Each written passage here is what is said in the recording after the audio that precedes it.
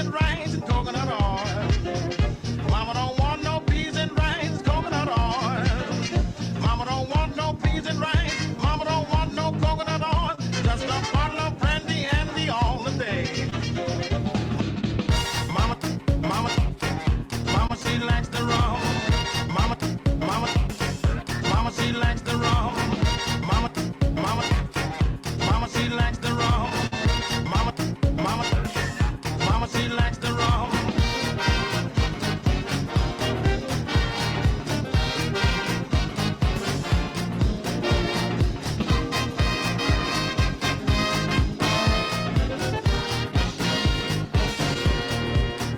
Mama don't want no gin because it would make her sin.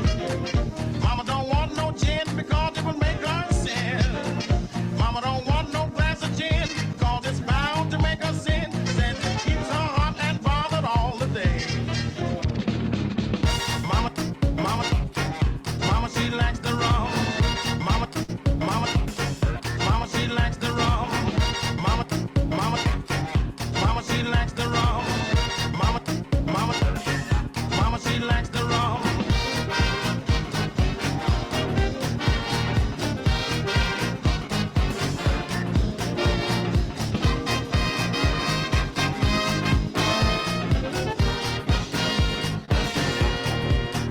Mama complains she's got a pain across her chest.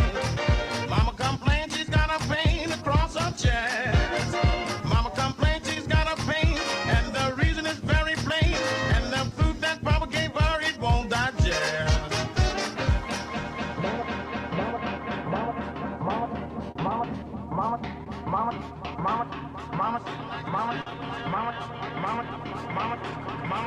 Mama, she likes the rum. Mama, mama, mama, she likes the rum. Mama, mama, mama, she likes the rum.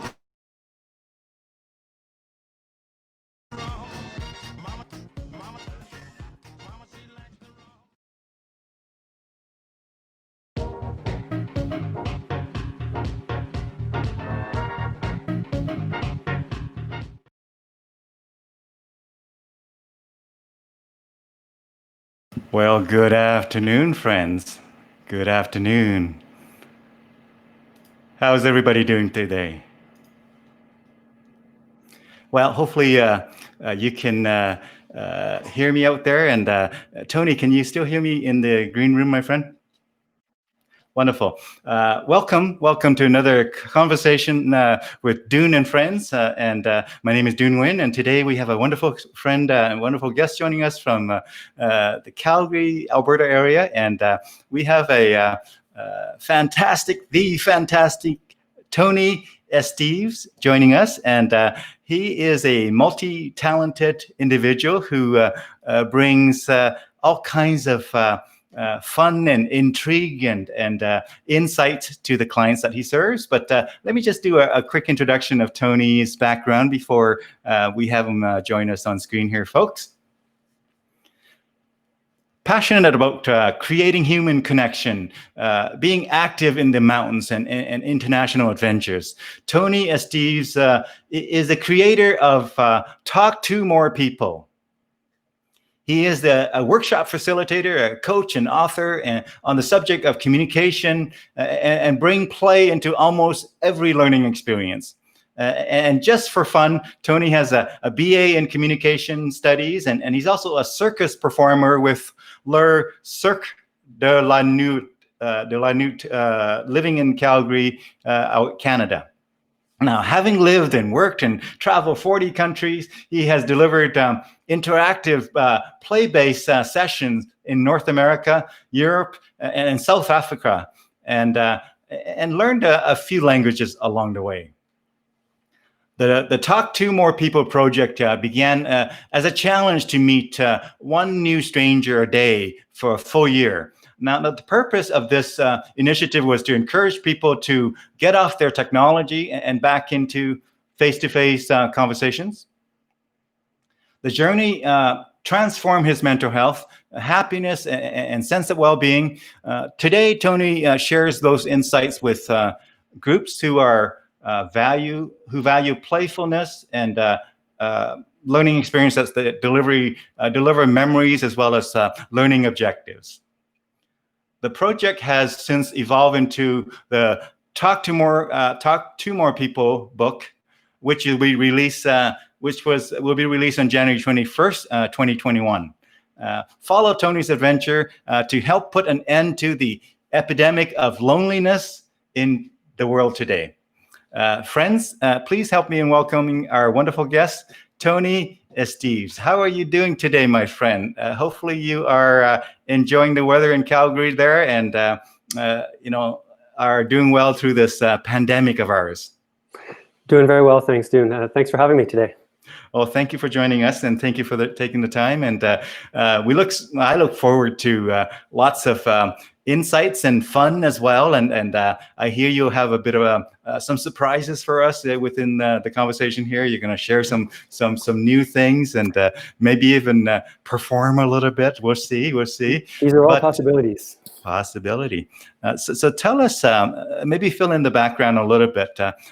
What got you here, my friend? What are some interesting tidbits that we didn't include in the bio that might help our viewers know who it is that we're listening to for the next hour and a bit? Ooh, what did we miss in the bio? That was a pretty thorough bio there.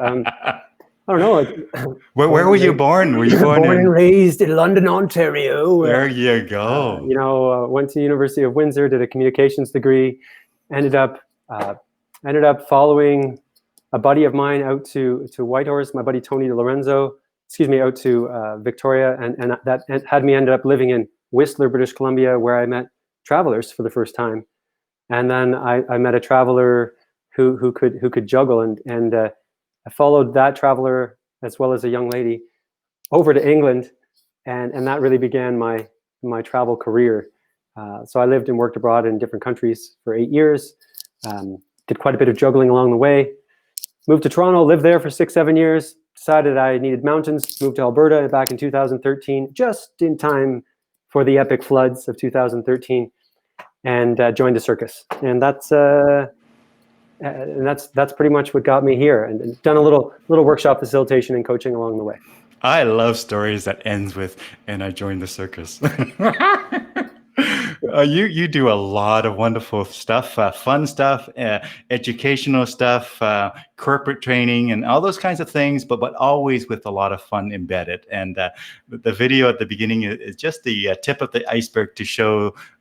Now, I remember being at a speakers convention one time, a CAPS convention, and you did the the main stage presentation. That was an awesome display of lights and arts and skill and juggling and choreography and everything. Tell us a little bit about that, a show like that, where you put on such a show where you really move people with the lighting and everything.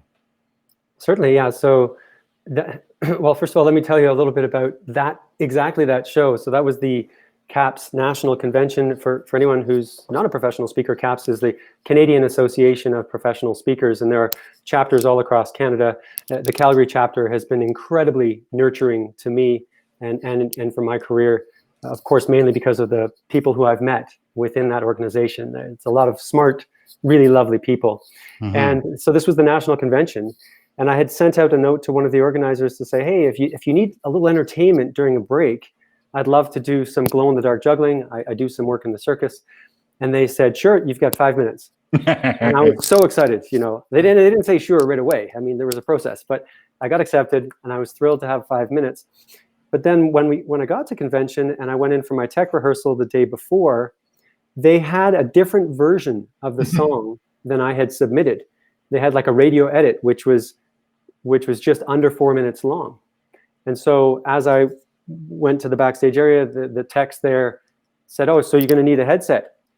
Of course, I wasn't supposed to be speaking on the main stage. I was supposed to be like the lights and the color. And I was like, oh yeah, I'm going to need a headset. And so they gave me a little 1-minute blurb about human connection, and got to do a glow-in-the-dark juggling show, and also talk for a little second on the main stage at the convention, which was a real privilege. That was awesome. Everybody was, standing ovation, and we just love not only the experience but the message you delivered, and with all the lighting, with all the motions, and with all the is he going to drop something, and all of that, everything that's going on. It was awesome, my friend. I think that was the first time I met you. It was actually at that convention. Way back, yeah, way back when, yeah. Yeah. So tell us a bit more. I mean, there's all kinds of things being released soon here as well. But tell us, what are you up to these days with COVID being the context? Maybe we'll start there. We're going to go back in time and look at different projects that you had over the years and share some of those with our viewers. But tell us what you're up to today, my friend. Well, the main thing I'm up to today, as in literally today, is that I'm launching pre-sales for the Talk to More People book. And that's a project that I have been working on for 9 years. Not every day for 9 years, not sometimes even every month for 9 years, but I've been writing on the subject of unexpected connections since 2011. And it evolved into the Talk to More People concept in 2016, when I went on a journey of intentionally meeting at least one new stranger every day for a year. And it's culminated into this work. And actually, COVID's provided me with some time off to finish up the book. I had lots of work lined up in, between performing and facilitation and coaching going into the end of March. And much of it, of course, since I do in-person experiences, was wiped clean or postponed until sometime in the future. And rather than do a quick pivot to all of a sudden teaching people how to meet people online, which was, by the way, recommended to me by a number of people, I just took a breath. Mm-hmm. And my partner, Renee, and I took our van, because our trip to Asia this summer, of course, got canceled. We took our van and spent 6 glorious weeks van camping at a very safe distance from everybody, so nobody's getting offended, van camping in British Columbia. And it was the most grounding and wonderful experience I could have hoped for this year. It was just a pause on everything. And now I'm starting to get busy again. Yeah, so you took a sabbatical of sort and really re-energize, recharge, and all that good stuff, and probably full of excitement and full of vision for the future. Very cool. Thank you for sharing that. And tell us, I'm going to go way back now. So let's go way back to, how did you get into, the circus and juggling and all of that? Were you when you were growing up, was that sort of top of mind? Was that something you wanted from a young age? Or tell us a bit about how that evolved. No, circus was not something I thought I would end up doing in my life, never mind doing professionally. But my life has been shaped by the conversations I've had with people, mm-hmm. as yours has, as anybody online, watching this now has. And, so I got into juggling by meeting a juggler when I lived in Whistler, British Columbia. And he and I did a backpacking trip. I'm dating myself now. This was last century, back in 1999. He and I did a backpacking trip across Europe. And John is his name. He was from England. He's at the beginning of the trip when we got into the Netherlands. He says, Tony, I hope you don't mind if I do some juggling, because he was always juggling when I met him in Canada. And I was like, why would I mind? He says, well, sometimes when I juggle everywhere, people I'm traveling with get a little bit pissed off. And I was like, hey man, I don't care, just teach me. Mm-hmm. And on that summer of 1999, he gave me the greatest gift any friend could give another person, and that is a skill. He gave me the skill of juggling, which I've used to meet hundreds of other people. Mm-hmm. And that skill, like for John, it was just a hobby, but for me, I've always been a bit of an excitable character, at least since my late teens. Mm-hmm. And so it kind of gave me the excuse to be the performer who I'd always been. Is now I had an excuse to be on stage, as opposed to just being kind of a loudmouth, bubbly guy, And that's how I got started with performing in '99. And actually, a conversation with a stranger back in 2013 is how I discovered Calgary had this circus troupe called Le Cirque de La Nuit. And I auditioned for them, and they graciously accepted me to perform in one of their shows, and I've been involved ever since. You bet. And so for those who do not know French at all, le Cirque de la Nuit translate to in English?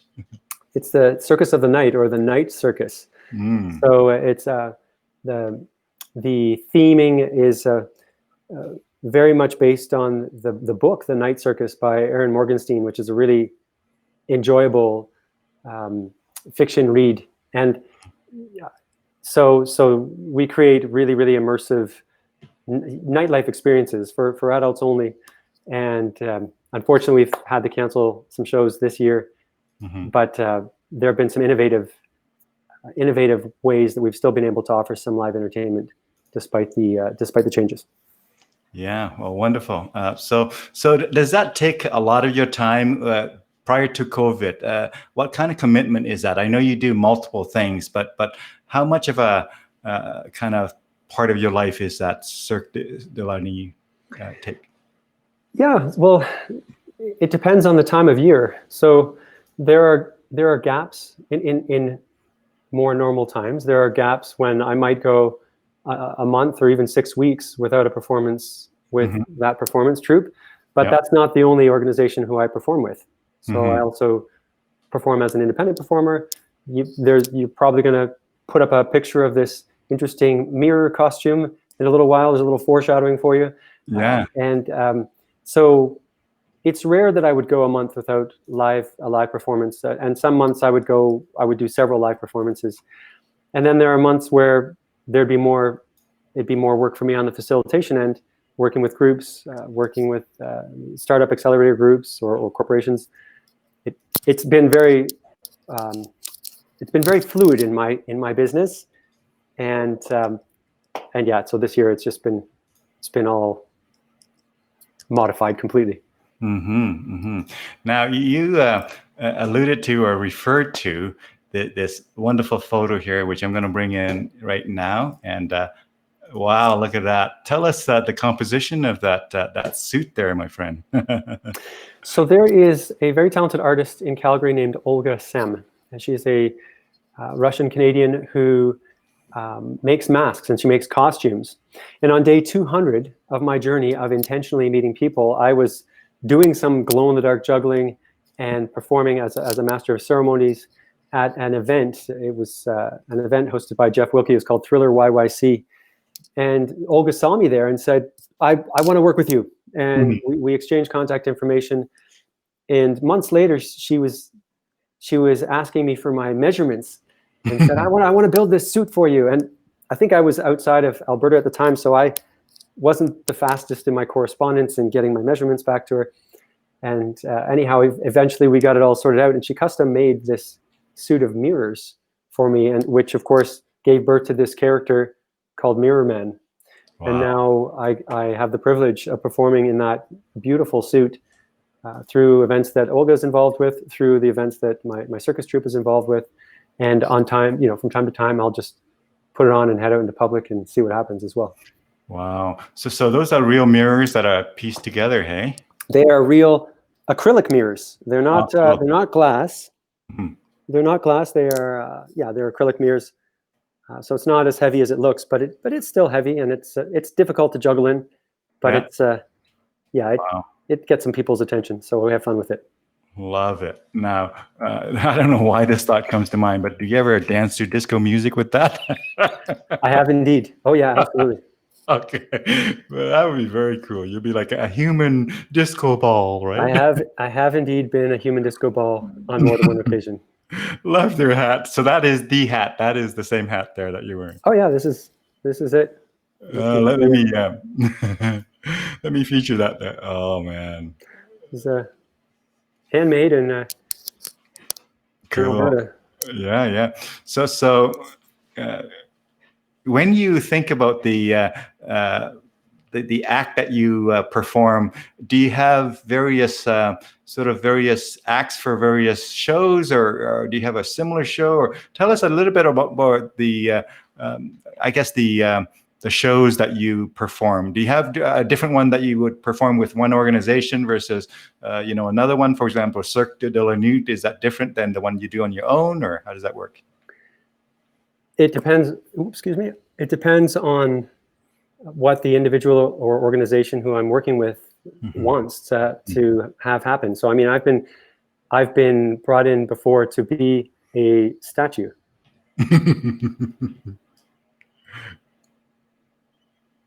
And just not moved for 2 hours, you know. I don't have a stage show that's like out of the can. Here's 30 minutes of Tony, and away you go. I tend to create a lot of the entertainment that I provide through improvising with the people who are present. So I'm also a trained improviser, and I've done a lot of improv, and I've taught quite a bit of improv, and so yeah, that comes out a lot in my theatrical performances, no matter who it's for or who it's with. And actually, if I'm working with a bigger troupe of, you know, let's say 5 or 6 or sometimes more than 15 performers, we'll often have a kind of like a storyline. Yeah. And sometimes that's quite specific about where we need to be and what we need to be doing.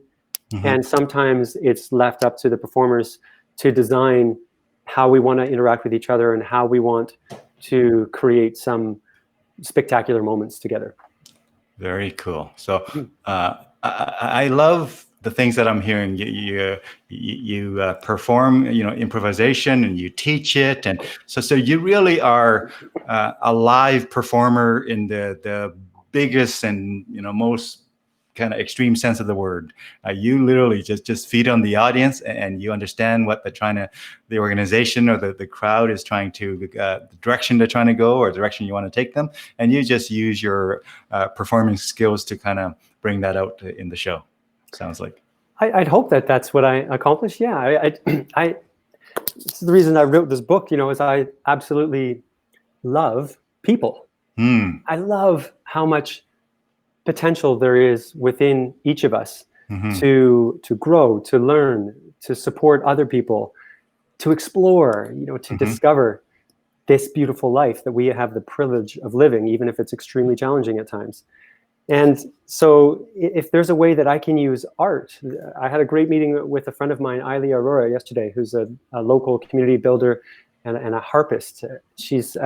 We had a great visit yesterday, talking about the importance of using art to create connection and create community for people, which she's doing some wonderful work down at C Space in Calgary, a really phenomenal place. And, you know, if we can use our skills as artists, whether that's performing art or visual art, or let's say photography, to create some meaning for someone that could at least improve their life a tiny little bit, then we will have done some good in the world. And that's what I want to do.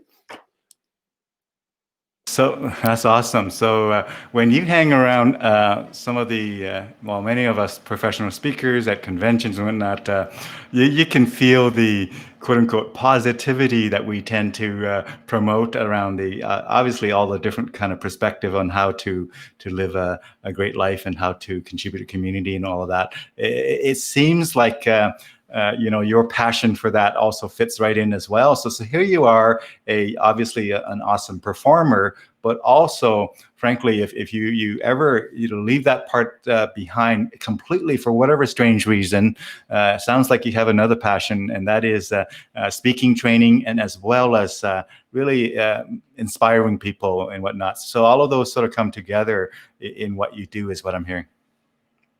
Yeah, absolutely. When I work with groups, it's not uncommon for me to facilitate a professional experience with this hat on, because I want people to reflect, you know, because of the metaphors you can draw out of the art.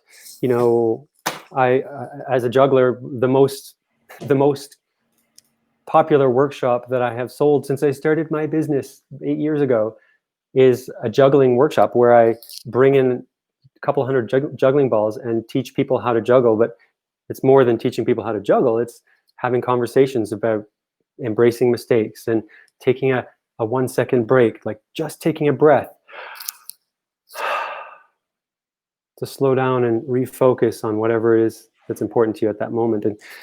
And those play-based type of workshops are very much who I am. You know, I made an attempt, I think, years ago to really get into corporate training or into keynote speaking, and had wishes of looking all fancy in a suit and jet setting around the world, and it never took off because I wasn't being truly authentic to who I am.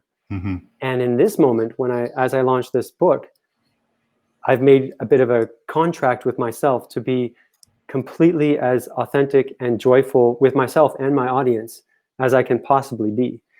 And I think that's the way we can create more human connection in the world. That's how people can really allow themselves to be vulnerable in the world as well, as if they're just fully authentic with where they're at. And that can create positive change as well. That's wonderful. I'm going to bring in some more photos as a way to perhaps allow us to stop at the various stories along the way. We also have a few videos to share with our viewers as well here in this conversation. But before we get to the videos, I'm just going to bring up some photos here. And let me just go ahead and do that. And let's see here. Yeah, here it is. And let's enjoy this one here.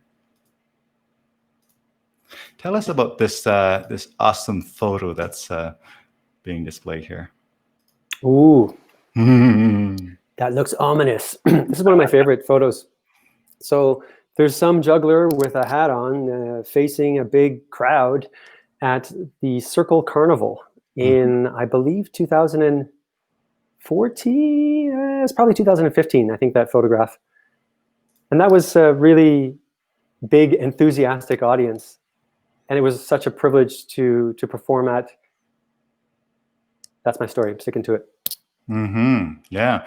Now, I don't know why the photos are not coming in this time around, but I'll see what I can do about that. But there's some comments here. Robert, just shouted out to you there. Fantastic, Tony. And hey, Alan. Yeah, there's also some other folks here chiming in.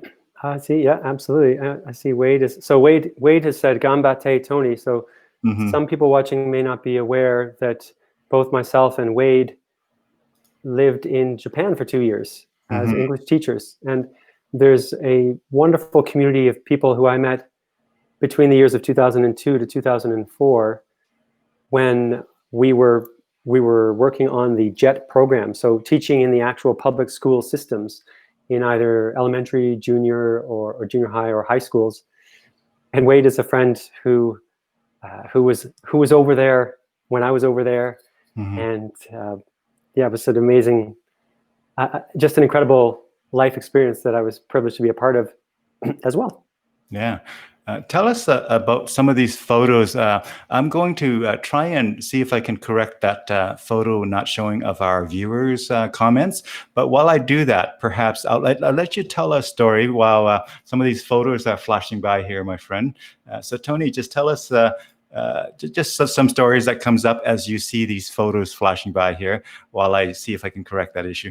Certainly. So here is the Mad Hatter from the wondrous Cirque de La Nuit show on April 6th of last year. This is one of my favorites with a tall hat that I made. This is a show we did in Whistler, British Columbia. And this is a person I met on day one of the Talk to More People project in London, England. That is your guest, Tony Esteves, from last week. I see Alan is on the comments as well. Hi, Alan. Hello, Braden. Hello, Eiley. Hello, Robert. Robert Allen Black. And yeah, I guess you've given a bit of a slideshow of some of the performing fun I've done. If I need to fill time, Dune, I can. Why don't I take a second and tell people about this lovely picture back here? This is actually a photograph that I took, and it came on one of the first hikes I did after moving to Alberta in 2013. Just taken with a little Canon point and shoot. But I had it blown up and put on,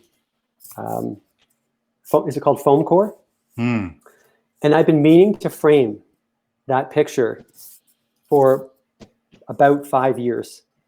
And finally, last week, built a frame for it and framed it. And it's sitting now in our living room, framed. Yeah. I don't know why that's worth mentioning. It's worth mentioning because sometimes we get tied up with mental clutter of the things that we would really like to achieve, and they don't always take as long as we think. It just takes so much energy to not do the things that are kind of hanging around. I read somewhere recently that if you have a to-do that's in your mind and you know it will only take 1 minute, don't write it down, don't add it to a list, just do that thing and just clear away that mental clutter. This, however, did take quite a bit more than 1 minute to build. Yeah.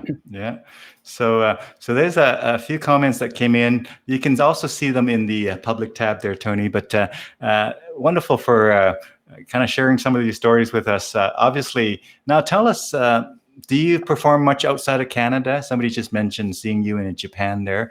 Do you do a lot of outside of Canada, international work? So that's a comment from Stephanie, Wade's lovely wife, Stephanie Portois, and she would have seen me in Japan when I was living there between 2002 and 2004, and I wasn't professionally performing at that time. I was just playing with kids, and just anytime there was a party and there's music, that would be my go-to. Is like, let's bring some light into the situation and have some fun.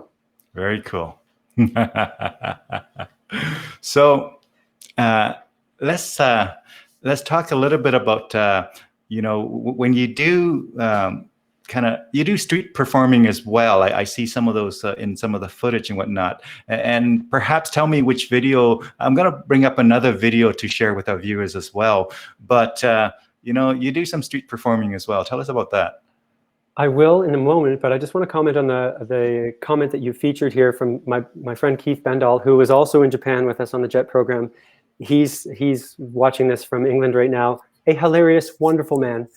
And he says, but Tony, we were all never going to see each other again after Japan. What happened? Awesome job on the book. And so right at the end of our 2 years, because up until my time in Japan, I had been let down by some friends who I couldn't remain connected to. After high school, I experienced this. After university, I experienced this. And I expected that I would experience it after my 2 years in Japan. And I think the reason that some friends grew apart after my travels is that I was quite a changed person after all of those travel experiences. We just couldn't relate to the degree that we could before when we had more similar interests. So I said that to quite depressingly, I said that to a group of our friends at the end of our time. I'm pretty sure it was in Kyoto. And I was like, yep, well, not expecting to hear from any of you guys anyways after this. Take care. It's been amazing, like the best 2 years of my life, but see you later. And quite wonderfully, this special group of about 15 friends has remained in contact and almost seen each other every year since we all left Japan in 2004, 2005. And almost every time we get together for a wedding or to celebrate someone's new kids, or just for a fun ski trip or something, they remind me how I said, oh, Tony, you said we were never going to get back together again. So I'd like to say it's because I put that challenge out there that we all kept in touch. There you go. But to come back to your point, Dune, about street performing, I haven't done a ton of street performing with the intention of earning money. I've just performed randomly in public for my own entertainment quite a lot. And there have been some times when myself and another performer have put down a hat, but that's not been my experience as much as working within organizations to do my performing stuff. Very cool. So fantastic. I have another video that I'm going to bring in just a moment here. I think this is titled "How to Meet People in Quarantine." So perhaps you can give us a quick introduction of that before I bring it in there, Tony. Certainly, yeah. This is a video that's on my blog on Talk2MorePeople.com, and it's about when Renee and I came back from our camping trip, where we had no issues with anyone because of our Alberta license plates. We had no issues with making anybody feel unsafe or with us feeling safe because, as I said, we were pretty much camping in a van the whole time. The day we got back, we had to go into isolation because we were exposed to someone with the famous virus. So that was quite a change from all this freedom that we had been enjoying.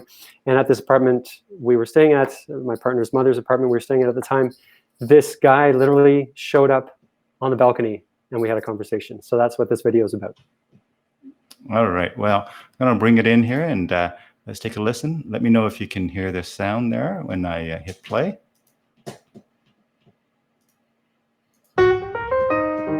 Got it.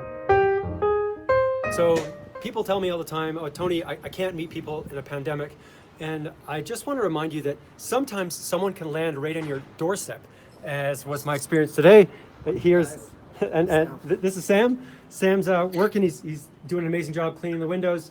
And we just got into a little conversation about why it is that people are afraid to meet people. And what was it you mentioned about elevators, Sam, about? Yeah, like sometimes even just standing next to someone in an elevator, it's hard and rare to even have a conversation there. And it takes that little bit of extra effort to like kind of put yourself out there to start a conversation in the first place. And when you'd ask me, why do I think that it is that people don't put the effort in, it's a couple of reasons, there's several reasons, but one of them is people don't know that they probably won't get rejected. And secondly, another big one is people often don't know the huge benefits of just talking to other people. And so, yeah, I just want to thank you so much for your time today as you're working away. It's good to have a little chat on the balcony amongst these times of rapid change, and wish you a good day. Cheers. Totally. Pleasure. Cheers. Have a good one. Thanks, man. There we go. That's great. Wonderful.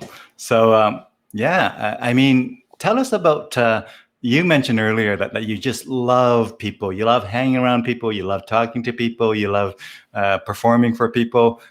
When did that start? Was it always, or were you a shy boy when you were younger and then something happened that changed that, or has it always been a thing? Thank you. That's a great question. And after I answer this, I want to address Alan's comment that you had featured a moment ago. The question is wonderful because I have some people who challenge me when I'm promoting this Talk to More People concept, that you should meet strangers to improve your life, because I'm a performer and because I'm extroverted. But in fact, until the age of about 16, I was highly introverted and had exactly one friend, my buddy Jude, who's got a story in the book, by the way. He and I were friends. We played in the schoolyard, and I didn't want to see anybody else. I didn't want to meet anybody else. I really kept everything to myself. But I was inspired by my 3 older sisters, 2 of whom were quite involved with student leadership. And something happened around that 16, 17-year-old age for me where I thought, I'm gonna do a speech for a bunch of grade 10 students and see what happens. And they freaking elected me. So I got into student leadership, and that began my journey into being open to connecting with people. Very cool. So yeah, the comment that you're referring to is probably this one, right? Indeed, yes. So thank you, Alan, for that question. I do have several great memories from South Africa. So there was a South African creativity conference that I got swept away to because of a presentation that I did at Canada's creativity conference called Mind Camp. And Alan and myself were both at that creativity conference presenting. And what's most memorable for me is that was my first international keynote presentation that I couldn't have imagined I'd be offered the opportunity to do that. And I was like the surprise keynote speaker, like no one was supposed to know about it. And I had, 20 minutes or so to share some thoughts and to close out the conference. And it was such a privilege to have that opportunity around professionals who I very much looked up to and who I was very much learning from as I had just begun my journey into the world of learning about creativity. Yeah, wonderful. Now, this might be a great time to pop one of the surprises, and that is I have a video here for the Talk to More People book launch. Shall we play that? Yeah, let's play maybe the first minute or so. Yeah. Let me go ahead and bring it in here, and again, let me know if you can see it and hear it in just a moment here. Hello, I'm Tony Esteves, and I'm here to ask for a little help. This is an ATB booster campaign about the human connection. And what is an ATB booster campaign? Well, it's a crowdfunding campaign. I'm asking for some support. You see, about four and change years ago, I went on a journey of intentionally meeting strangers. I met one new stranger every day for an entire year. And what you know, my life was fantastically transformed. I even met my lovely partner, Renee. Renee! And as I see it, there's an epidemic of loneliness in the planet at this time. And so I went out and I wrote a book, and it's called Talk to More People. And this book literally teaches people how to reach out and connect with other people face to face. And there are 15 incredible contributors who share their stories about how they've met people or how their lives have been transformed. Thanks, Dune. By an encounter with a stranger as well. Wonderful. Wonderful. So congratulations. That must have been a whole ton of work. Whenever I hear people releasing a book, it's like giving birth, isn't it? It's my baby. Yeah, absolutely. I there are a number of times on this journey of writing, first of all, about the concept of unexpected connections, where I thought I'd be able to put the book out in 3 months, or I thought I could do it in a 30-day writing challenge. And of course, there are authors who have produced books in as little as 10 days and published them and sold them and maybe even made money from them after they've learned the art of creating fiction or nonfiction that people will actually read. But in my case, with my journey, it took me 9 years to do this sucker. It won't take me 9 years to do the second one.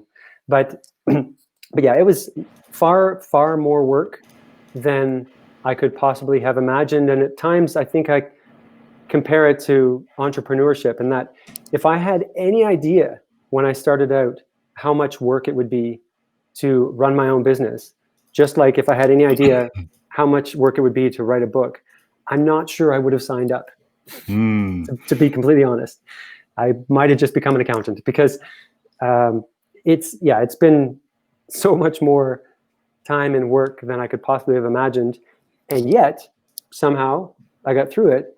And now I'm at this really exciting stage of being able to celebrate that work and get it into the hands of people who could benefit from learning from a playful guy who's enthusiastic about life, who happens to be a juggler, and get it into the hands of people who might feel that strong sense of isolation, or people who might consider themselves introverted, and just really provide as many tools as I can from my experience of having met hundreds, thousands actually, of strangers face to face over the years, and see how it can improve their lives.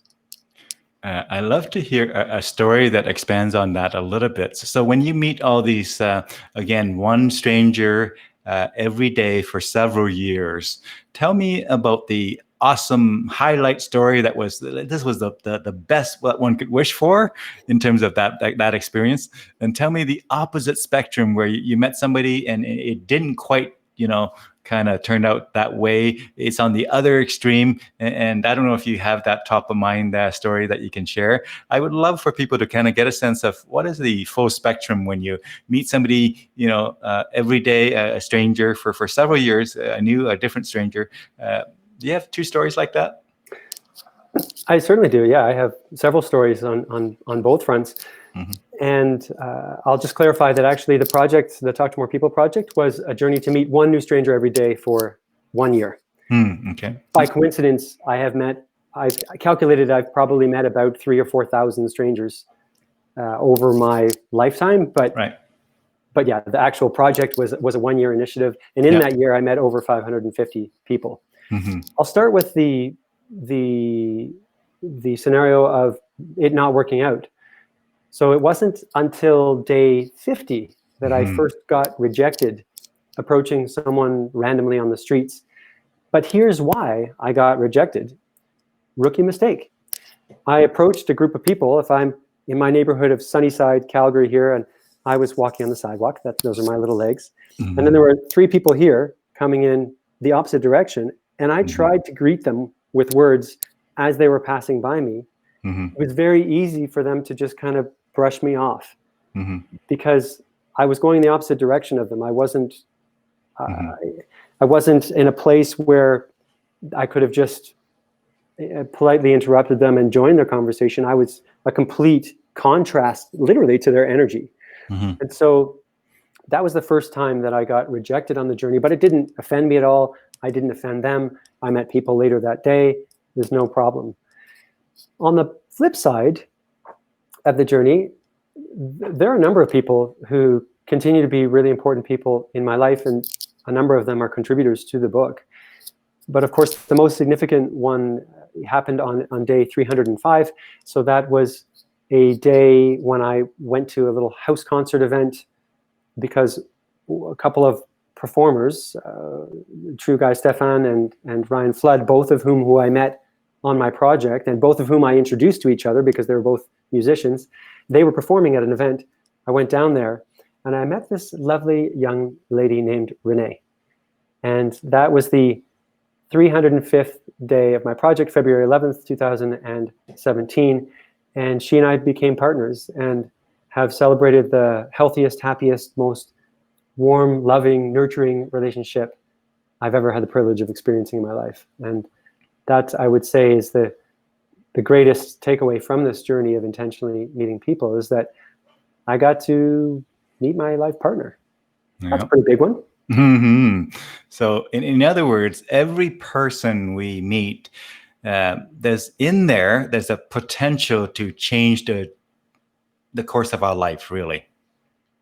Absolutely. And that's I think what's so often overlooked, and why people don't know about or don't listen to the research that proves when you approach someone you don't know, they are more likely to think highly of you than you think they are. After those interactions, it's been measured. You, if you were challenged to meet a stranger, you believe that they will be irritated by you, and you think that you will have ruined their day. But in fact, multiple studies have shown that the opposite is true, that you will be uplifted and so will they. In a 2014 study called Mistakenly Seeking Solitude, the researchers proved that on these Chicago trains, where people had to strike a conversation with a stranger. And that study has been duplicated in the UK by the same researchers.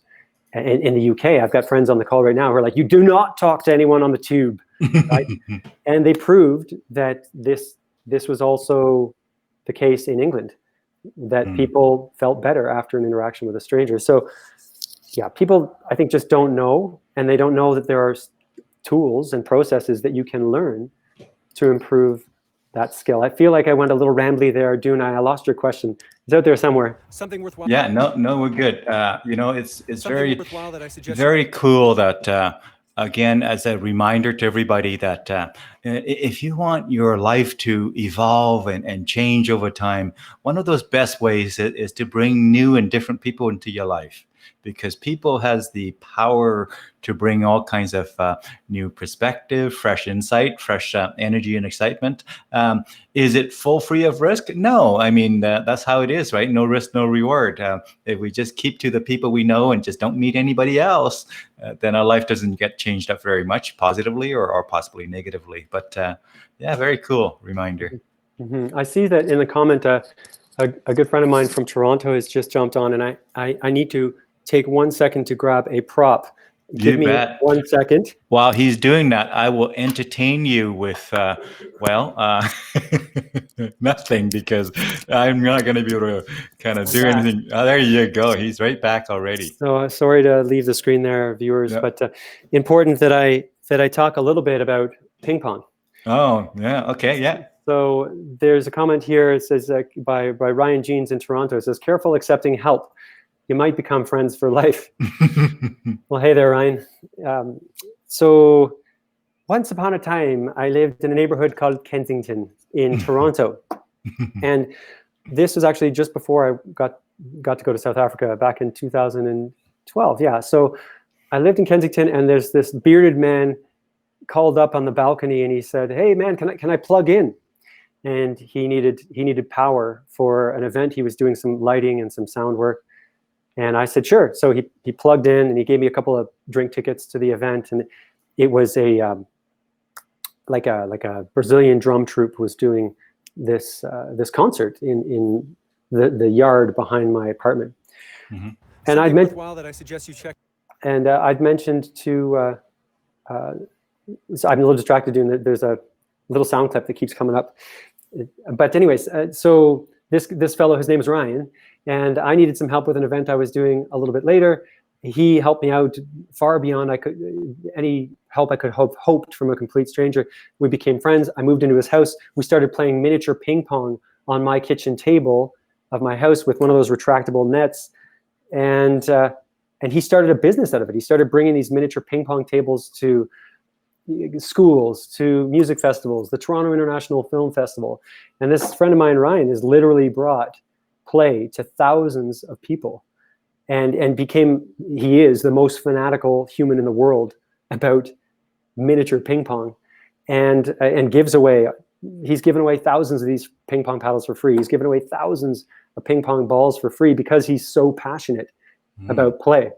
And our friendship that goes on to this day goes way back to that moment when I was very happy to just offer him a little bit of help. And that's another way that you can bring new people into your life, is just be a little more courteous. Just offer help when you see opportunities to help, even if no one else is helping. And I think it's called the bystander effect. When there's the bigger the group, the less likely people are to help. Actually, be the person who offers help, and you just never know. You might find a friend for life. So that's how I had to share with the ping pong paddle. Wonderful story. Now, there's a question from Keith here, wondering if you could respond to that before I ask you to maybe do a little bit of some performance for us, a brief demonstration. But before you do that, Keith asked if you had done street performing in Edmonton at all. Hi there, Keith. I have definitely performed on the street in Edmonton, but not in a formal setting. Not in a sense that you would have seen me up on a unicycle with drawing a crowd. I would have just been juggling a little bit like this, perhaps.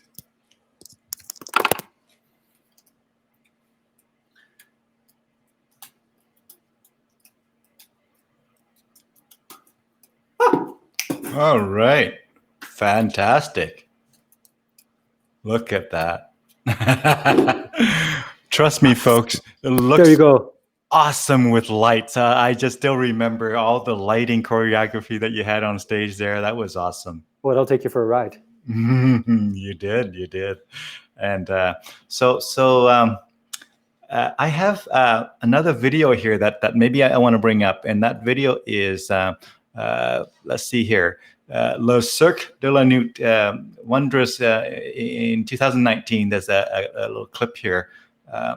Actually, we're going to do that clip later. Actually, you sent me some other clips here as well. Shall I do the one at CAPS? Is that? Sure. Yeah, why not? Yeah, you seem excited about the glow-in-the-dark juggling. Let's do that little. I think it's only. Well, yeah, no, it's actually. If we just show part of it, I don't want to take up too much time, but let's just show part of it. Yeah. So let me just bring that in again. Remind us, the viewers, the context of this particular clip here. Oh, you know what? It is at this point that clip is unavailable. So let me roll up another clip here. YYC Mirror. Oh yes, this is a fun little 1-minute piece of Mirror Man, which is perfect timing because I see a message from Olga Sem, the artist who created the Mirror Man costume, just joined the call. Olga, this video is for you. All right, well, let's take a listen and make sure we can hear the sound here as I play it. I think that part of my purpose on this planet is to show people things that they were not expecting to see. And it's really amazing to see like a fully grown adult look at you with childlike eyes or an actual like expression of awe on their face. Well, I got introduced to juggling when I was traveling with a really good friend of mine, John Stromberg, in 1999. And at the end of that amazing 4-month adventure, I had to busk on the streets of Jerusalem for food. Learning how to juggle back then gave me an excuse to be the performer who I've kind of always been. And it wasn't until getting to Calgary about 6 years ago that I really started to expand and explore that professionally through meeting different artists and different performance troupes here in the city.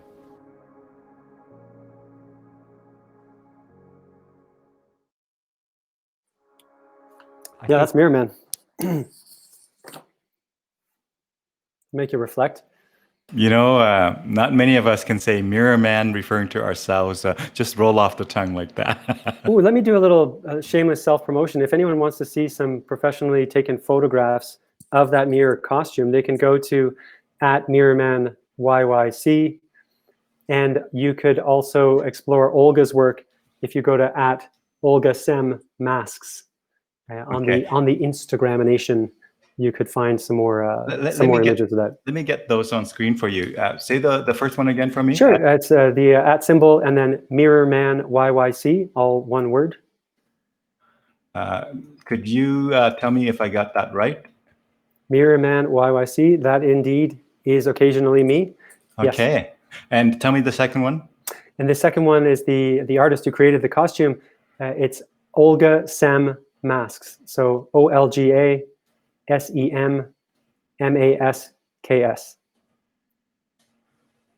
Okay, let me know if I got that right. I feel like I'm taking a test.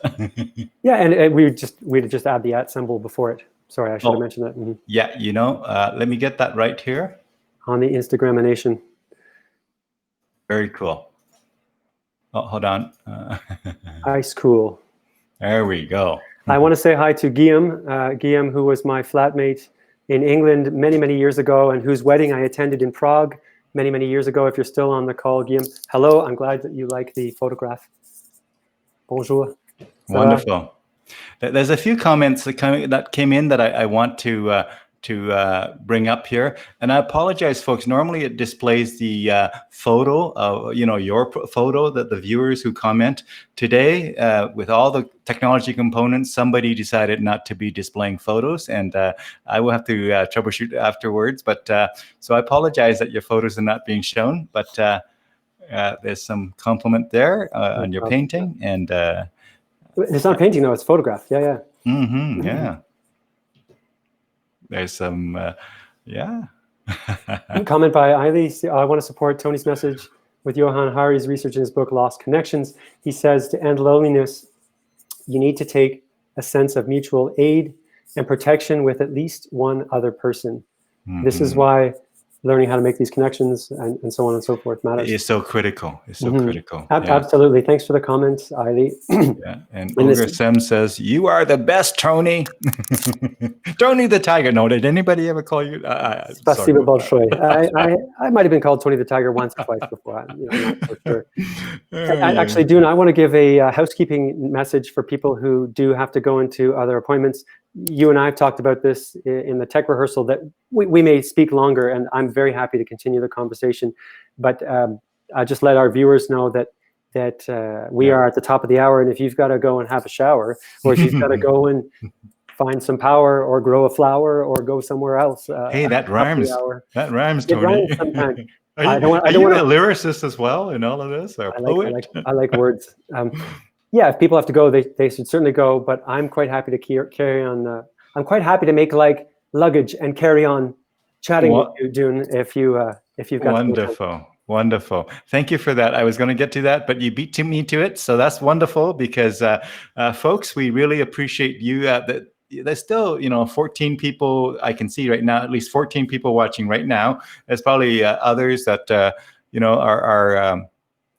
watching different times, and certainly more in the replay, but really appreciate that. And there's some further comments about the book being such an eye-opener and for reconnecting. Aaron, who has just commented, is a very talented coach in England, and he's saying this book will be such an eye-opener for everyone reconnecting to our natural desire for real and personal human connections. Hopefully some doctors will even prescribe it instead of medicine. Yes, Aaron, let's see if we can arrange that. Hey, thanks for being here today, buddy. Great to know awesome. You're in the same space.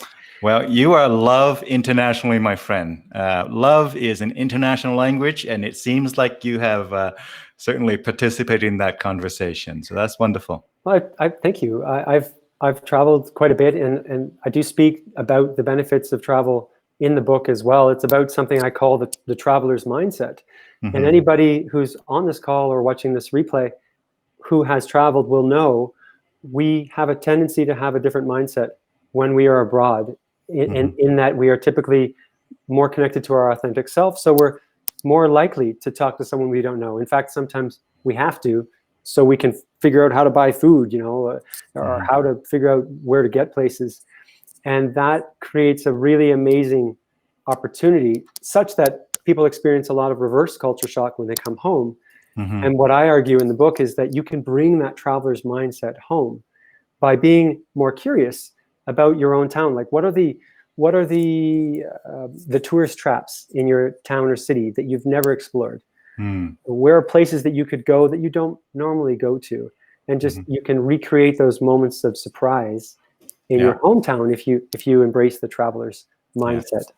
In other words, sometimes going abroad and outside of our own country, out of sight of our own town, that's where we almost rediscover our own country a little bit more, rediscover our own self a bit more. And it's funny how that works, but I can definitely vouch for that as well.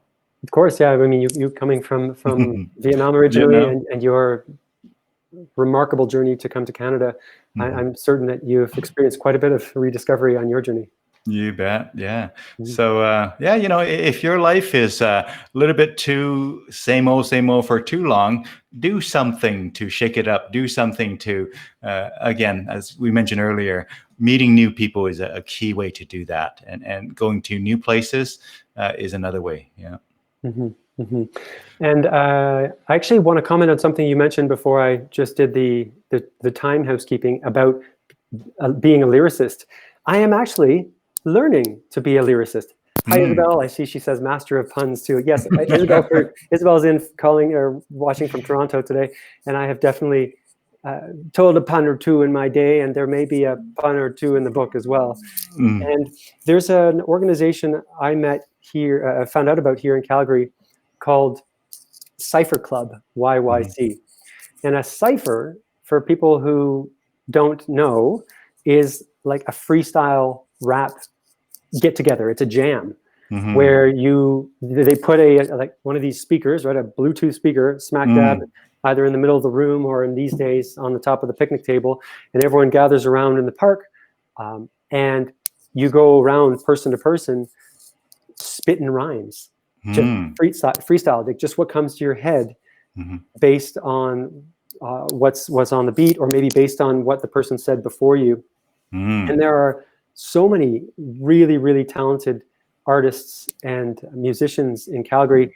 For the group that I've been fortunate to attend, you get people such as myself who are brand new to it and shaking with fear every time I go, and you get professional recording artists who go and just blow your mind with how they can make lyrics happen. But I'd like to talk a tiny bit, Dune, if it's all right, about a couple of future projects I have. So can I take a moment to do that?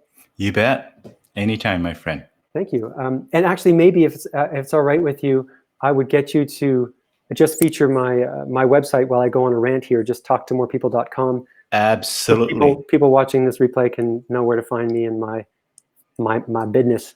Talk on, my friend. Okay. I am happy to announce that now that this book is going to be a part of the world in a consumable format, that yes, I'm going to do some workshops with that. Yes, I'm going to do training, teaching people literally how to meet people.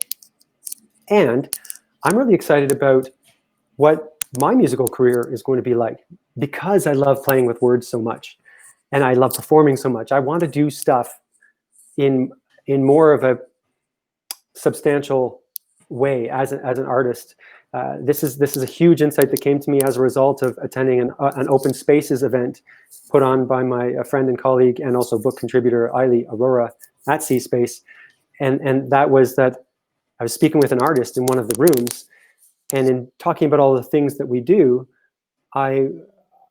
she just made it clear to me. She's like, Tony, you're an artist, and it landed on me in a way that I hadn't really felt before, because consider myself, of course, a performing artist, but the idea of being of labeling myself as like an artist, not a speaker guy, not a workshop guy, not a coach, even though I do all those things, but to reframe who I am as a man at 45 years old in this world as me being an artist was a really, really empowering insight for me. And so I'm stepping into that as I launch this book into the world in the most playful way possible. And I just wanted to share that in this little video clip that, I want to do some stuff with music. I want to do some stuff with crafting wood. Like, I love woodworking, and I'm not sure what that's going to turn into, but as I'm approaching the halfway point of my life, I just wanted to make that statement that I've got some fun stuff that'll be coming up in my journey that I wish will be offering value to people beyond just entertainment, even though entertainment's already valuable just on its own. You bet. You bet. Look, it's my website. There you go. Tell us where to go, my friend. You can tell me where to go. I can tell you where to go. Well, anybody if you just scroll down to the bottom of that page, so that's the homepage, Talk2MorePeople.com, I've got a little video there, and then I've got a sign-up form for my couple of interviews from CBC. And at the very bottom of the page, there should be a sign-up form where you can get a free chapter of the book. So this is my current lead magnet, if you will. So a little incentive for people to join my newsletter, and that'll change. The offer will change in time, but for now, it's a pre-recorded chapter 6 of how to open with a question.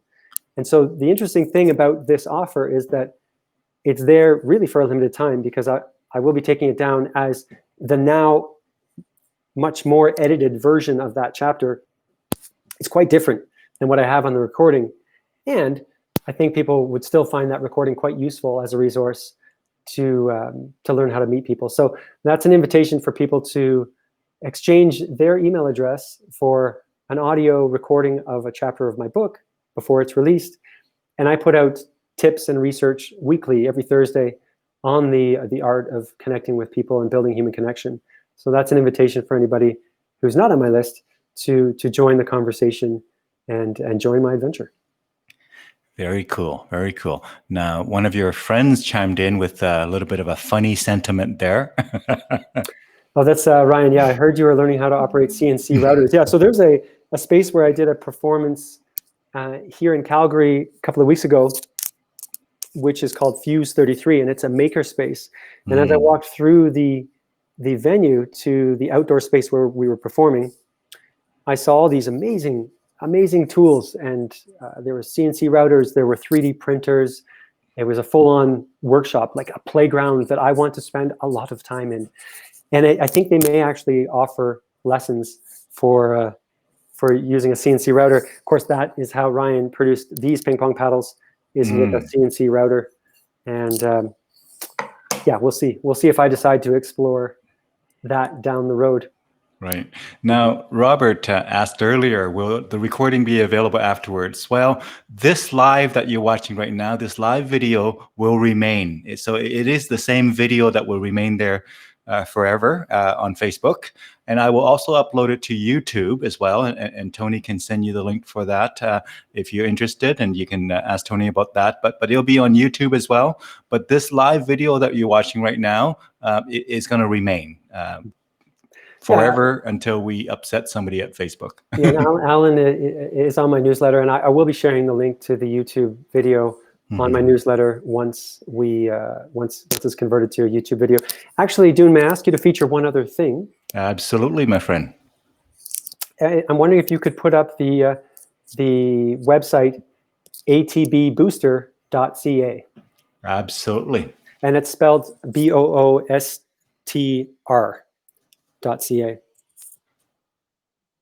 You bet.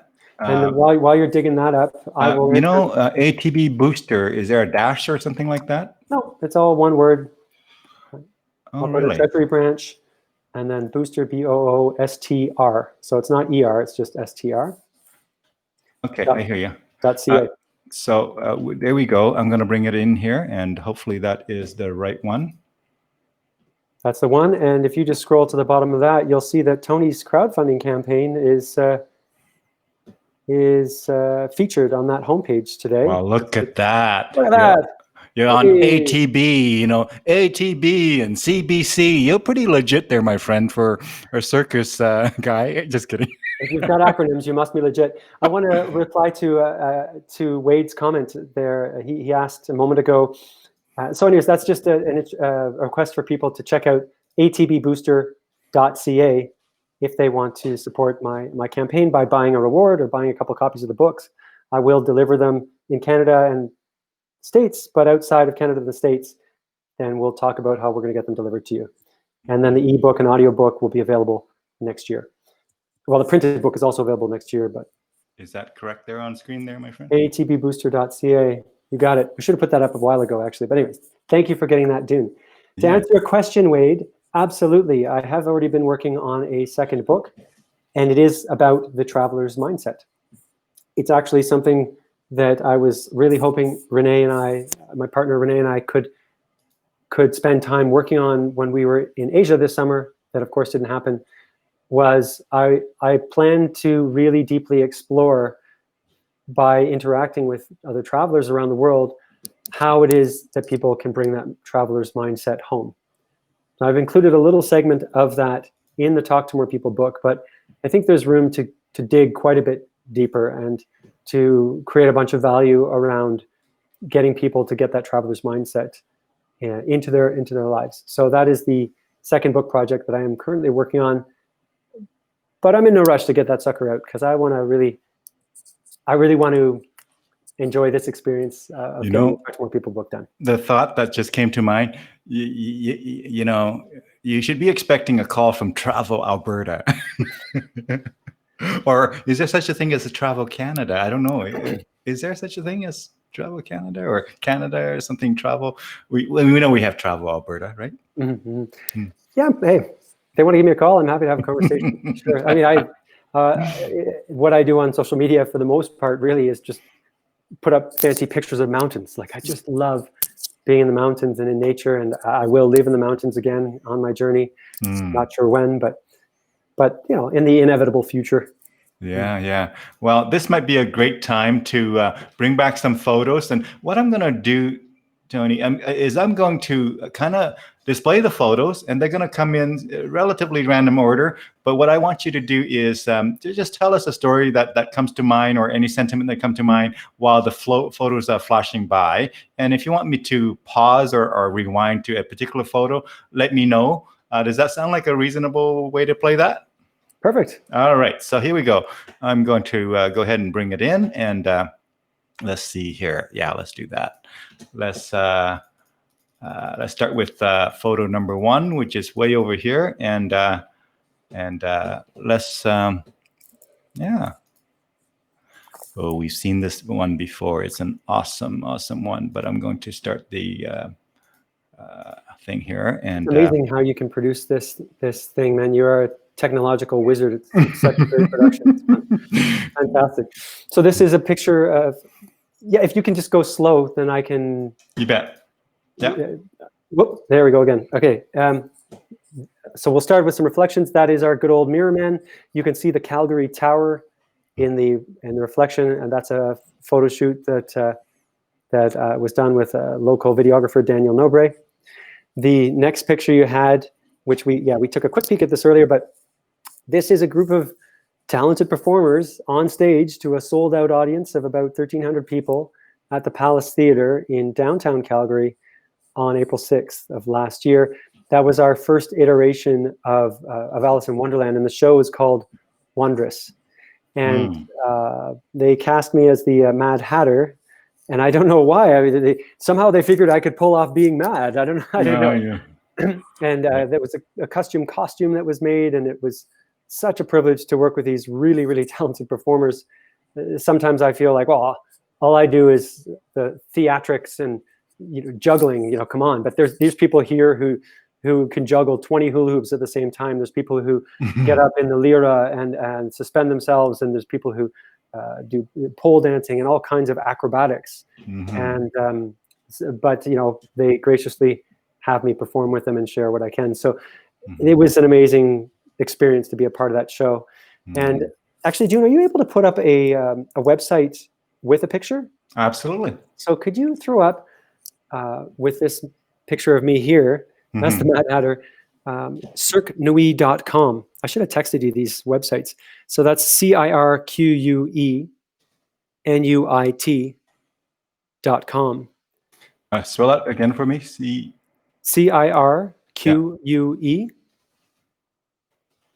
Yeah. Nuit, Nuit. Okay, let me see if I think I'm at the right one. So give me a second here. No problem. I'm going to go ahead and make that happen here, and go ahead and bring it in. And Beauty. So that is the yeah, that's the website for Le Cirque de la Nuit, and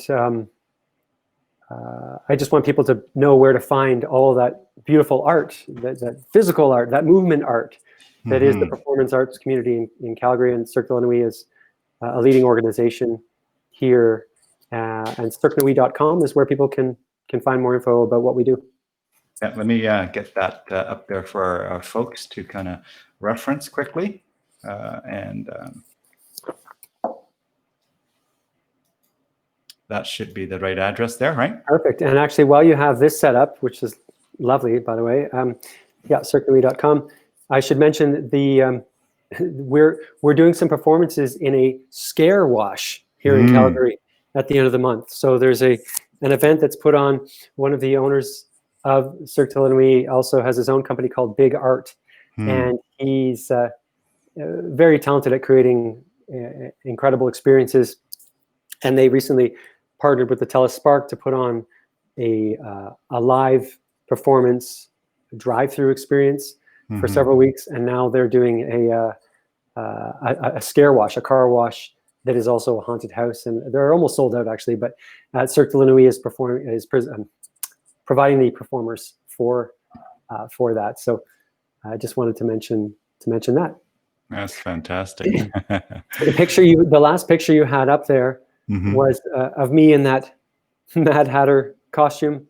And makeup, it took more than 3 hours for them to put that makeup in. It took more than 3 days for that hair and eyebrow glue to come off. It was a little challenging, but it was an amazing experience. It was a bit of a commitment, huh?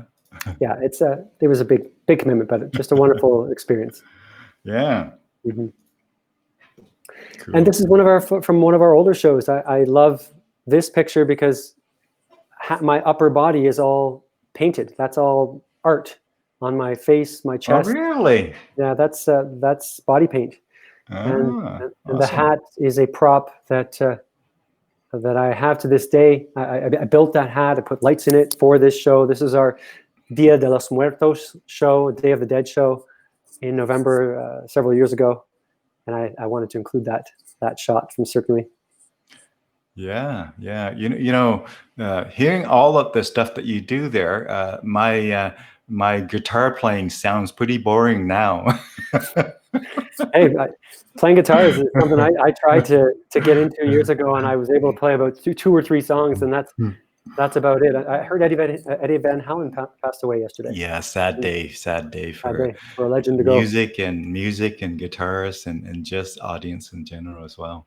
And this one is a young lady who I met with her mother in London, England, Trafalgar Square. That is a picture from day one of the Talk to More People project, of intentionally meeting new people every day for a year. And she's a professional Russian circus performer, and she was doing some balancing and agreed to let me take her picture. So that's what that one is. So this was your day one of your Talk to More People project. Started in Old Blighty, that's right. Yes. Very cool. Awesome.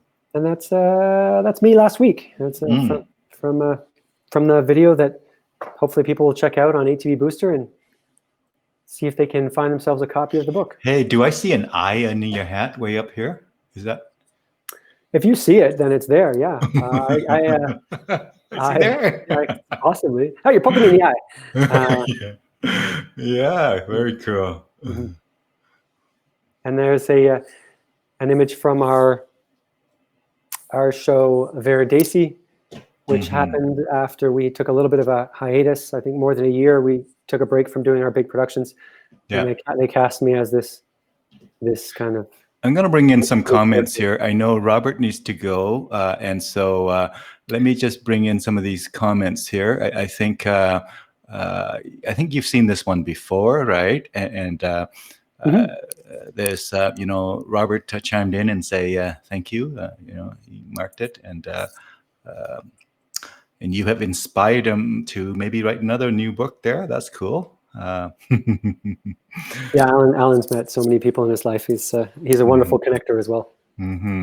Yeah, and so thank you, Robert Allen, for joining us, and thank you to all of you for joining us. We're going to cruise on a little bit here, and feel free to come in and watch the replay and catch up on the tail end that you may miss. But how can you tell? We're kind of both kind of enjoy talking, so we're going to yak on for another little bit here. Yeah, I'd say we go on for 4 more minutes, Dune, and then we make it like a fajita and call it a wrap. How's that sound? I don't know about 4 more minutes. I got a few more things that I want to show, my friend. So All if right, you're sure. flexible, we'll go a little bit longer. But I'm flexible. I do lots of yoga. It's all good. Yeah.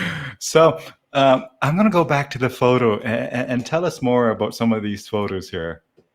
We talked about this before, so that's good. Congrats on your release of your book. Thank you. Yahoo! Yeah, way cool. So this one here, this is a great image. Thank you for sharing it. So the project actually started as a 30-day challenge because I've benefited from doing 30-day challenges in the past, and I thought I would do a 30-day challenge to meet a new person every day for a month. My business coach Karen at the time said, Tony, if you want to make an impact with this, don't do it every day for a month. Do it every day for a year, and that's how it turned into to do the 1 year Talk to More People project. Yeah, fantastic. There's our mirror man again, getting all paparazzi'd up. Wow, that looks just Hollywood ready there. Thank you for sharing this picture. For any viewers who are still on or watching the replay, the man behind me in this photograph in Malaga, Spain, is the person who taught me to juggle. That's John Stromberg, and he and I have been close buddies ever since we met in Whistler more than 20 years ago. And I really have to credit him for introducing that flow art to my life, which has been such a huge part of I suppose, of my identity is being able to play and to celebrate life and to bring color and movement to other people. And that's the two of us. I think it was back in 2017 cool. in Malaga, Spain, where he lives. Yeah. Well, hey, there's still 11 or 12 viewers still watching live right now, my friend. So we haven't lost everybody yet. So all right, well, I guess we're stuck on here for a little bit longer. No problem. No problem.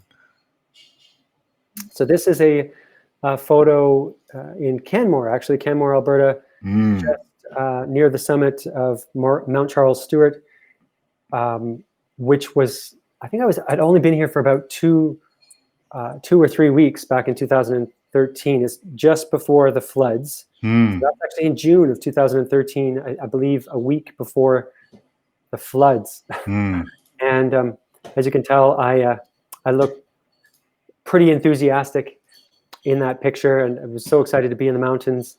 And that's a good representation of how I feel today. I feel like, there you go. That's awesome. Oh, who's that? I didn't know you had a picture of an angel.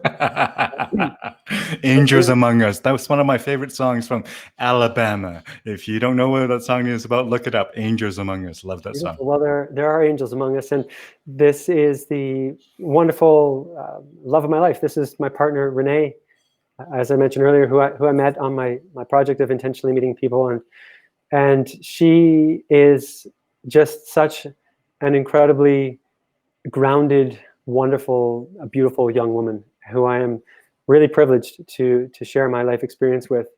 And we've discovered through hanging around each other and traveling quite a bit together that we both really value laughter. Hmm. And we both really value play, and there's no sarcasm in our relationship. We actually both agree that if that sarcasm can be harmful, it can be a form of violence. And so if either of us make any kind of a snide comment, even slightly, we will call it out right away, because there's no room for sarcasm in our relationship. And I think we've both grown on our own different journeys to become really confident communicators, or in the Toastmasters world, they'd say competent communicators. And yeah, I'm so lucky to have Renee in my life. She's out hiking right now. The mountain you see behind us is Castle Mountain. So we hiked up behind Castle Mountain. That's rock-bound lake, and that's about a 900-meter elevation gain hike. If you fancy a good day of hiking, about a 2 hours drive outside of Calgary. Very cool. Very cool. Oh yeah, we did a TED Talk. You did? That's me. That's me on the red dot. That's TEDx YYC is one of the biggest TED organizations in Canada, and this I've pitched my Talk to More People concept twice to the TEDx YYC organization, and both times got told, great idea, sorry, we're not going to put you on stage. But one time they said, but we would love some entertainment. So I was able to bring my performance troupe, Cirque de La Nuit, and we had a custom-made piece. So, one of the original founders, Jay Bento of Cirque de La Nuit, created this story just for TEDx YYC, and we put this on. And if people go to TEDxYYC.ca or .com, I'm not sure, they can find the or even the TED website. If you search for circus, you can find our little TED Talk. I can now say I've done a TED Talk with no words, as we illustrated what it means, what the creative process is what we did in that performance. That is just fantastic. How come this just came up just now, my friend? I mean, so many people I would know who would say TEDx Talk, that would be front and center in their conversation. This has just sort of crept up here after an hour and a half of talking. Then you mentioned TEDx Talk. Sure. I mean, it's truthfully, it isn't a TED Talk. We were on stage for 12 or so minutes, but there are no words, right? I wasn't able to share about my concepts, my big idea, this idea of the importance of people helping end the epidemic of loneliness in the world by having conversations with other people. And it was a huge privilege to be a part of this. But yeah, I don't splash that all over the place. It's one amazing experience of many that I've been privileged to experience in this life, in this body, in this spirit. And so it just popped up when it needed to. Well, I think I might have found it, my friend. The web is a wonderful thing, right? And when I think, yeah, when I think about it, can you tell me if you can see it coming in here in just a minute here. I think this is the one. Yeah, that is the one. So let me just make it a little bit bigger here for our viewers. I think this is the one. Can you see it? Yeah, I can see it. Yeah. But I don't actually want you to play it. Yeah, I hear you. I'd rather not. Like, if people want to check it out, let them look for it. But I don't want to. Yeah. No, I understand. Very cool. Very cool. So let me go to the next thing here. There you are in action there. Yeah. Yeah, the creative process by Le Cirque de la Nuit on the TEDx YYC website.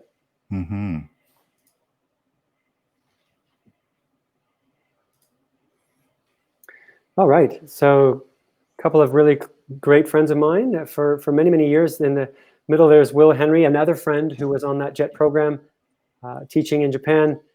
He's the fellow in the middle. And then Stephen on his left, or the right from my perspective.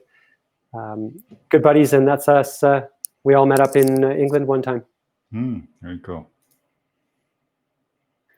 And there is a picture of mini ping pong happening in Toronto. My buddy Ryan will get a kick out of this picture. So that's one of his events, I believe, down at the Toronto Harbourfront where he's literally had thousands of people come through and play ping pong, and he's taught people how to play ping pong. And yeah, I wanted to feature that picture because it's good to give play to people. Mm-hmm. Oh, Julian, here's a fun one.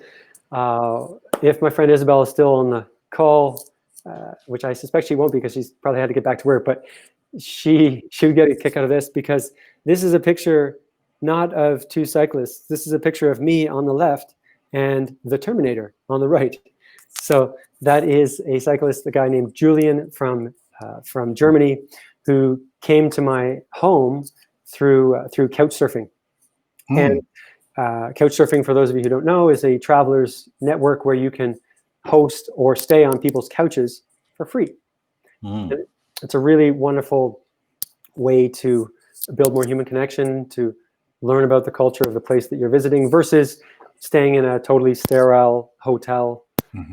So yeah, anyways, Julian came, showed up at my apartment door on his bicycle, having packed up his bike from the Toronto airport and unpacked his bike and cycled the 25 kilometers from Pearson Airport to my apartment.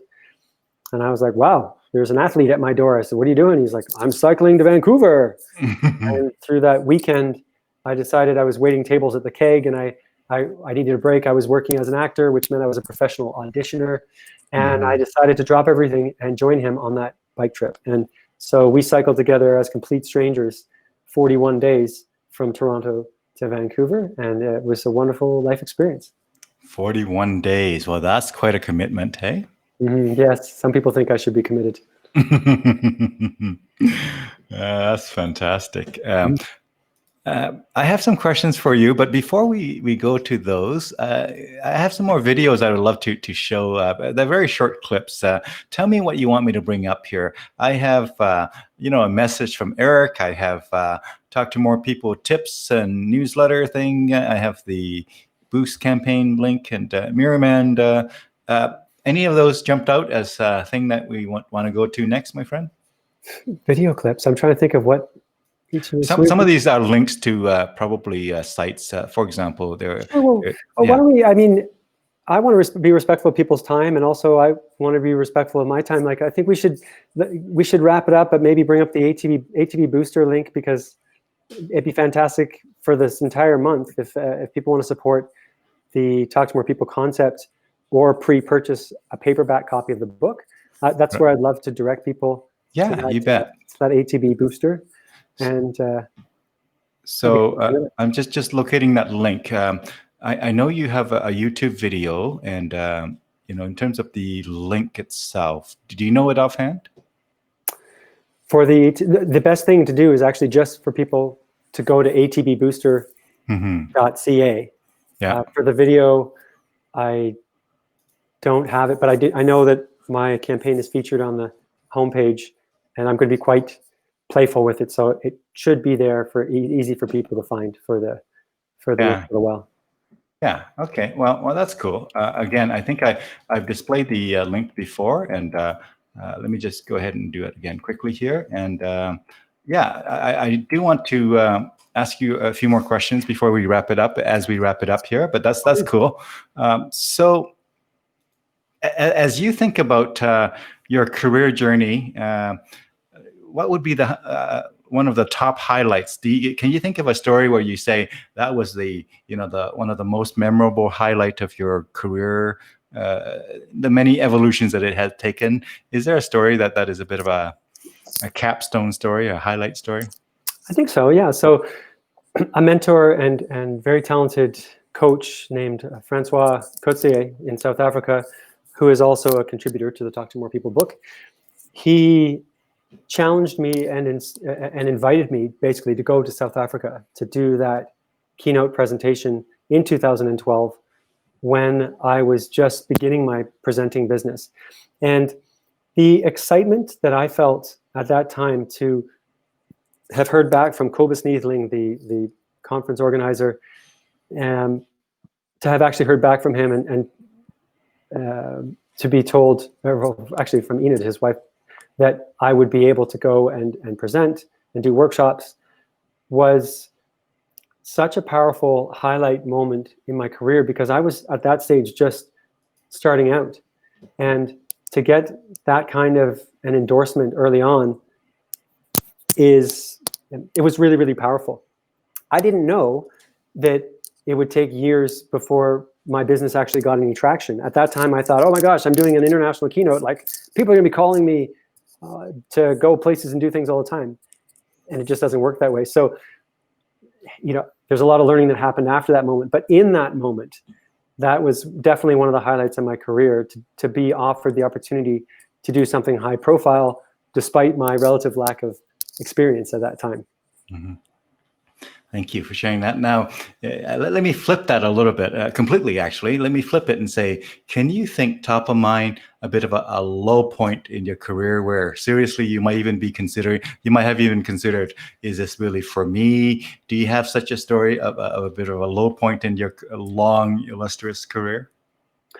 Yeah, absolutely. Let's go back to 2020 when the world stopped. Mm-hmm. And I'll share with you about how much doubt I started to feel about putting a book that literally teaches people how to meet people face to face, and the optics around that during a global pandemic.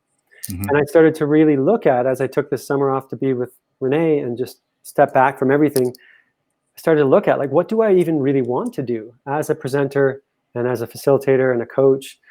And now that, of course, we've moved everything into the online space, it's like, well, what do I really want to do keynotes anymore? Is that something that I really value? And it really floored me for a little while.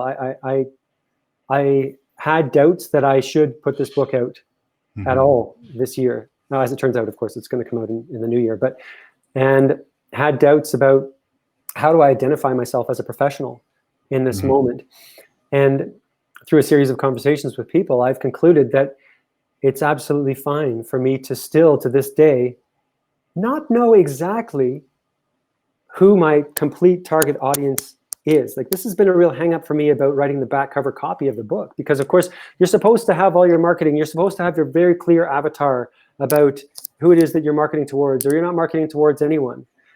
But I just want to create art. As my buddy Braden, who was on the call earlier, maybe he's still on it, he said this last week. He's like, I just want to create art that does good things for people. And that's what I want to do. And I'll allow the work to speak for itself.